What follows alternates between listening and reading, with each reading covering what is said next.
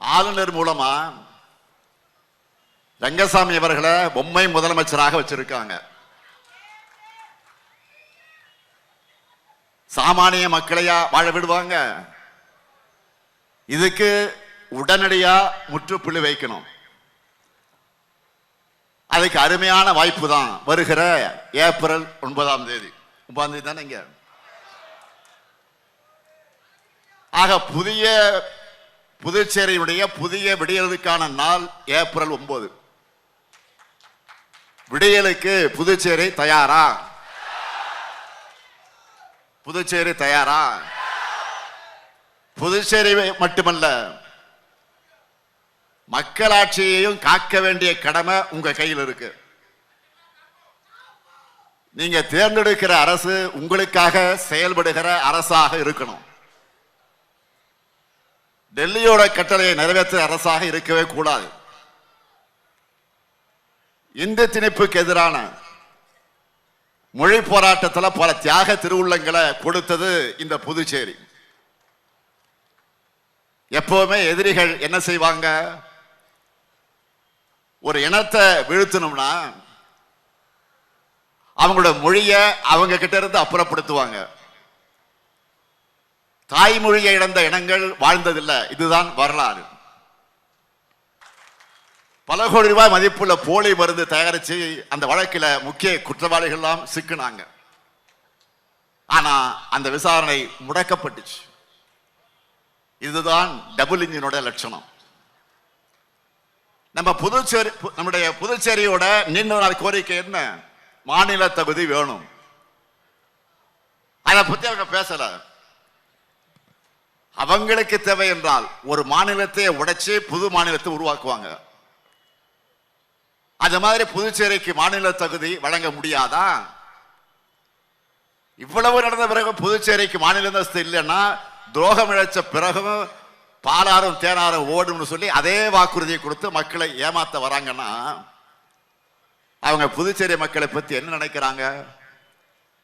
எந்த முகத்தை வச்சுக்கிட்டு பிரதமர் உங்ககிட்ட வாக்கு கேட்க வராரு?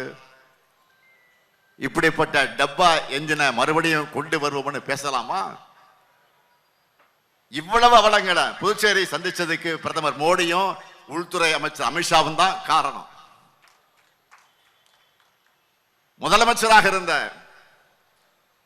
5 ஆண்டு காலத்தில் ரங்கசாமி அவர்கள் உள்ளாட்சி தேர்தலை கொஞ்சமாச்சும் நடத்துவதற்கு முயற்சி செஞ்சாரா? இல்லையே. ஏன் நடத்தல? ஒருவேளை ஆளுநரை வச்சு ஏற்கனவே தன்னை ஊராட்சி மன்ற தலைவர் மாதிரி ட்ரீட் பண்ணிக்கிட்டு இருக்கிறாங்க, அதனால நடத்தாமட்டாரான்னு தெரியல. தனக்காக கூட குரல் கொடுக்க முடியாதவரா இருக்கக்கூடிய அவர் எப்படி உங்களுக்காக குரல் கொடுப்பார்? இது என்ஆர் காங்கிரஸ் பாஜக கூட்டணி என்ன பண்ணிக்கிட்டு இருக்கு? மின்துறையை தனியார் மயமாக்க துடிக்குது. கள்ளச்சாராய வியாபாரிகள் கையில புதுச்சேரி சிக்கி சீரஞ்சுக்கிட்டு இருக்கு. போதைப் பொருட்களை தாராளமாக இன்னைக்கு சப்ளை பண்ணிட்டு இருக்கிறாங்க. சட்டம் ஒழுங்கு சந்தி சிரிக்குது.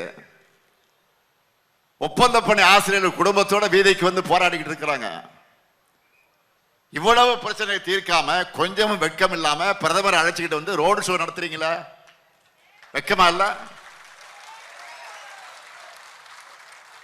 தமிழ்நாட்டில் கிடைச்ச அடிமை பழனிசாமி மாதிரி தான் புதுச்சேரியில் ரங்கசாமி விளங்கி இருக்கிறார்.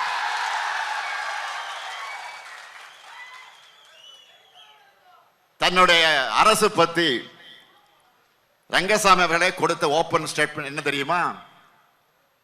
கடந்த பிப்ரவரி மாசம் புதுச்சேரி சட்டமன்ற கூட்டத்தொடர்ல அவர் என்ன சொன்னார்? அதிகாரமே இல்லாத அரசு இது, தேர்தலில் போட்டியிடுறது அர்த்தமே இல்லைன்னு தன் வாயால விரக்தி அடைஞ்ச ஒப்புதல் வாக்குமூலம் கொடுத்தாரா இல்லையா? இன்னொரு விஷயத்தையும் நீங்க நல்லா கவனிக்கணும்.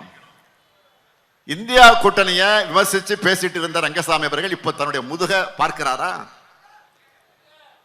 இங்க புதுசா ஒரு கட்சியை என்டிஏ கூட்டணியில சேர்த்தா கூட்டணியை விட்டு வெளியேறிடுவேன்னு சொன்ன ரங்கசாமி அவர்கள் 24 மணி நேரத்தில் தன்னுடைய முடிவை மாத்திக்கிட்டார். இதுக்கான கட்டாயம் ஏற்பட்டது எப்படி? இதுதான் அடிமை மனோபாவம். இந்த லட்சணத்துல இந்தியா கூட்டணியை விமர்சிக்கிறார். தனி மனிதர்கள் வீக் ஆயிடுவாங்க, கருத்தியல் தான் இன்றைக்கு ஸ்ட்ராங்கா நிலைச்சு நிற்கும். முதலமைச்சர் ரங்கசாமி அவர்கள் இன்னைக்கு பொறுப்பில் இருக்கிறார். அவரை பார்த்து நான் கேட்பதெல்லாம், ரங்கசாமி அவர்களை பீகார்ல நிதிஷ்குமார் அவர்களை நினைச்சு பாருங்க. அவருடைய நிலை உங்களுக்கு வராதுன்னு என்ன நிச்சயம்? ஆளுநர் மூலமா ரங்கசாமி அவர்களை பொம்மை முதலமைச்சராக வச்சிருக்காங்க.